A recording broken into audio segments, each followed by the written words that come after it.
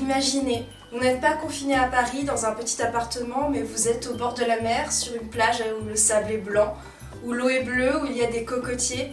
Un pays étranger comme la Martinique ou la Guadeloupe. Une île tropicale, quelque chose... Excuse-moi, je te coupe. La Martinique et la Guadeloupe, Oui. c'est en France, hein. Désolée, mais la prof de géographie, ici, c'est moi. Et la France, c'est là. La Martinique et la Guadeloupe, c'est à presque 7000 km de là. Donc en fait, rien à voir.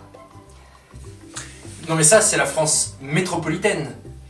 À côté de ça, il y a des territoires comme la Guadeloupe, la Martinique, la Polynésie, ou même des terres du pôle Sud, qui sont dans l'outre-mer. C'est ce qu'on appelle des territoires ultramarins. Ils sont gérés un peu différemment, mais c'est la France aussi.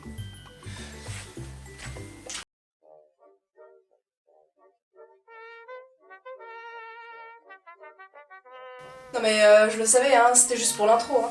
Et oui, les frontières du territoire français ne s'arrêtent pas aux frontières de la France métropolitaine en Europe.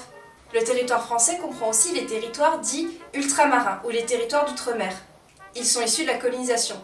Et comme pour le territoire de France métropolitaine, ils doivent aussi être aménagés pour mettre en avant leurs atouts et réduire les disparités. Mais avant de se poser la question de pourquoi et comment aménager les territoires ultramarins, il faut comprendre quel est leur statut administratif. Dans la première partie de la vidéo, je vais vous expliquer quels sont ces différents statuts, les DROM, les COM, et ce qu'ils impliquent.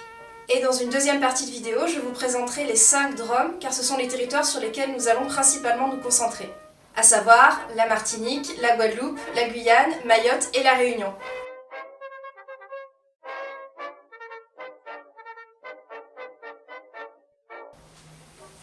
Un statut, c'est l'ensemble des dispositions législatives ou réglementaires qui définissent les droits et les devoirs d'une collectivité.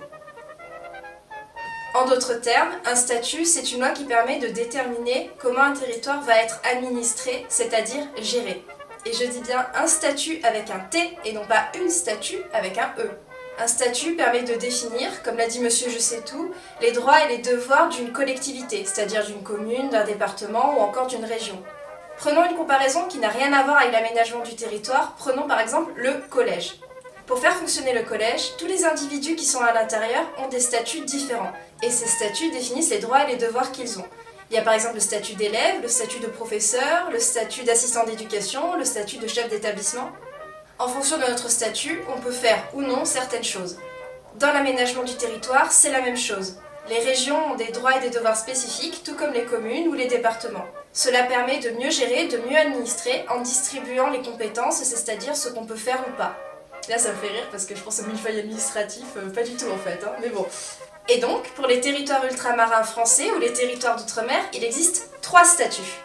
Les DROM, départements et régions d'outre-mer, qui ont exactement le même statut que les départements et les régions de France métropolitaine, et COM, collectivités d'outre-mer, qui ont un petit peu plus d'autonomie.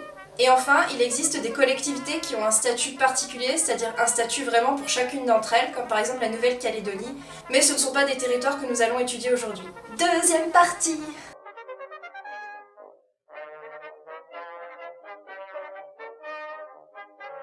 Deuxième partie de la vidéo, les 5 DROM, départements et régions d'outre-mer.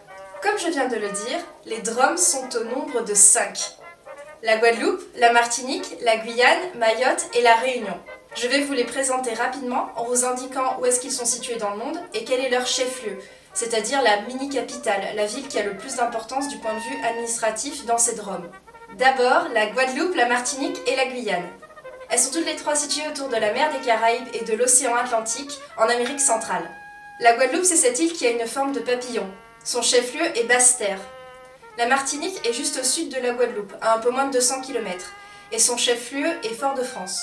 Enfin, la Guyane est le seul DROM qui n'est pas une île. Elle est située au nord de l'Amérique du Sud, et son chef-lieu est Cayenne. Ensuite, Mayotte et la Réunion. Mayotte et la Réunion sont toutes les deux situées dans l'océan Indien, autour de l'île de Madagascar. Elles sont au sud-est de l'Afrique. Mayotte est au nord-ouest de Madagascar, et son chef-lieu est Mamoudzou. La Réunion est à l'est de Madagascar, et son chef-lieu est Saint-Denis. Ces 5 DROM ont beaucoup de points communs entre eux, mais aussi beaucoup de différences avec les régions et les départements de France métropolitaine. Ce qui fait que même s'ils ont le même statut au niveau de l'aménagement du territoire, il va forcément falloir faire quelques adaptations. Mais tout ça, ce sera l'objet d'une autre vidéo. En attendant, pour vous montrer quelques exemples... Déjà, Sauf la Guyane, ce sont toutes des îles tropicales. Donc c'est pas le même climat qu'en France. Ça c'était le point positif. Le point négatif, c'est qu'il y a encore des volcans actifs. On fait moins les malins. Voilà, merci d'avoir regardé cette vidéo, j'espère que vous avez appris des trucs et je vous dis à bientôt. Merci monsieur, je sais tout.